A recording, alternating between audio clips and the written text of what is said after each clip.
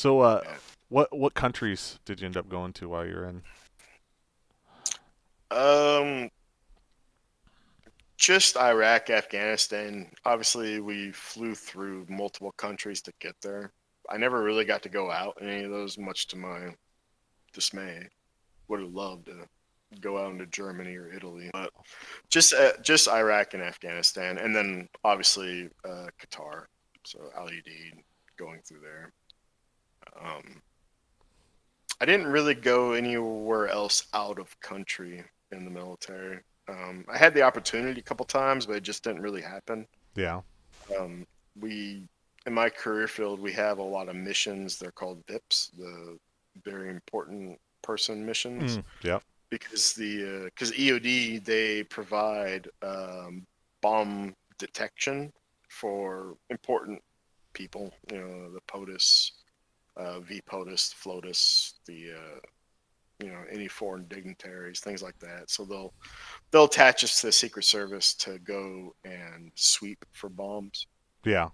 um, wherever they're going to be. So like I went to a museum that the George W. Bush was going to the TNT Christmas music festival special thing, um, and then UNGA, the General Assembly, and stuff like that. Um, but other than Qatar and Iraq and Afghanistan, I don't think I went anywhere OCONUS. Hmm. So, what's your fondest memory of your time in the service? It's it's just all the people that you meet and the bonds that you forge. Yeah. Um, and, and the funny thing is that looking back, like I couldn't tell you like 90% of what we talked about. Not just because I can't remember it. Like the little interactions that you have, but you remember the overall feeling that you get from it, right? Absolutely. Yeah. Um, so I think it's just the people, um, and the brotherhood. I Hmm. mean, EOD is my career field when I was in very, very strong in that regard. Like I could pretty much go anywhere and put it on an SOS, and say, "Hey, I'm EOD or I'm ex EOD and I need a solid. Can somebody help me?" Yeah. And there will be dozens of people lining up to do it. We That's have a great. very strong sense of community, That's and that awesome. it's a great feeling, to be honest. Yeah. So I'm glad you found that in there too. That's it's important to have that out there and kind of a fail safe too. if you ever need a yeah, exactly. I if you ever mean, need and someone to a talk lot to, of they've people been there. a lot of people do hit rock bottom. It's sad. I mean, I did after I got out of the military. I hit I definitely hit rock bottom. Um, after my injuries and everything. So on my last deployment in 2009, um, we mentioned it earlier. It was nothing heroic, but I was in my vehicle and we got blown up by a fairly large device. And after we got blown up, everything was fine. Like nothing seemed to be wrong. Um, I started having some back pains, Hmm. and where I was out, it was a little base called Fob Ramrod. This is back when you could actually name things that were funny. Yeah. So, so we were actually fobbed out of Kandahar, which is in RC South, I believe, and it was one of the major hubs in that area. And so we're in a tiny little base. It was literally like four HESCO walls and some tents and a trench to pee in and a bucket to poop in. Right? So very bare bones. Um, they had a doctor there, but he had no diagnostics. He had Yeah. no X-rays. He couldn't really do anything for you if you were hurt, other than whatever. Call someone to come pick you up. Exactly. Here's some Motrin.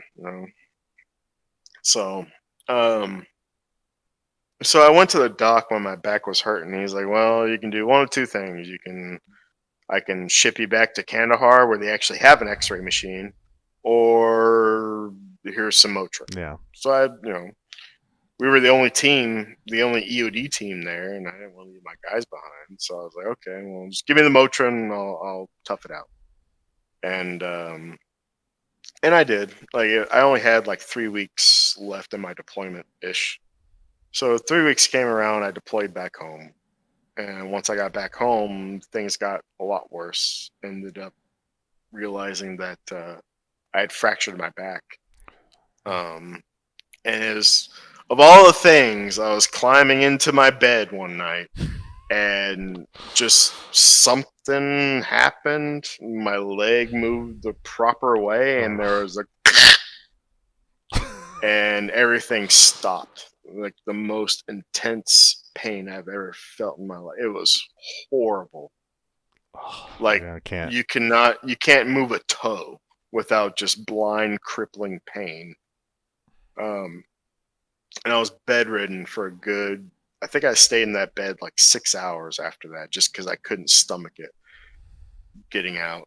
And then once I finally did, I was walking downstairs and I had to be hunched over like a good like 30, 40 degrees, hands on knees every step. It was awful. Eventually I went back to the hospital, and like, yeah, there's a hairline fracture or whatever, you herniated disc. So they ended up doing some surgery at the hospital, and little maybe don't let the military surgeons operate on you, because when I did, they gave me 3 different types of staph infection. I Yeah. was in the ICU for a little over a week, and I had to have 3 additional surgeries after my back surgery just to irrigate the wound and everything like that. And then they had to sink a main line into my bicep, ran catheter direct to my heart, and then they had to pump IV antibiotics into my heart for 30 days straight. Jeez. Um, so that was fun. I don't remember a whole lot about my time at the ICU. Like I still have buddies that were on the base with me, and like, oh, we're so glad, good to see you, good up on your feet, brother. I was a little scared. I came and see you on Tuesday, and you were just kind of out of it. I was like, huh? You never came and saw me. You're on probably some Was pretty that strong meds. well? That and the fever. I had Yeah. 100 million fever. Like it was high. I can't tell you the exact temperature, but it was enough that I didn't remember much of my time in that hospital. But anyway, about a year after that, I separated, and the military did a very poor job of preparing me for the civilian world. Yeah. Um, like the VA has a lot of good programs on, what's it called, vocational Vocational rehabilitation. rehab. Yeah. Yeah, they have that, which is a good program. Don't get me wrong. Like, if you do that, don't think it's not a good program. It's a good program. But the transition assistance program, the TAP or whatever it's called, The 1 week class, then you're out. right? Yeah. That's just going to give you all the knowledge you need to know about getting a job in the outside world. It was crap. It was absolute Yeah. garbage. Like even the resume writing was not good. Like I had to develop my own resume writing and stuff like that eventually, but just to for story's sake, for the chronological sequence of events, I got out in 2011, and because of my injuries, the VA was feeding me a lot of opiate medication, Yeah. like beyond a lot, beyond a Because lot. why fix something when you could just suppress it, right? Right. Like this was they've gotten a lot better. I mean, Yeah. every medical industry has gotten a lot better about this, to their credit, and thank God. But back then it was a lot about, oh, here's some pills, shut up, you know. Yep. And then the people who are taking the pills, they take them for so long that they're just happy to be getting the pills. So like, okay, I'll shut up, you Yeah. know. And it's not addressing the problem. And I was the same way.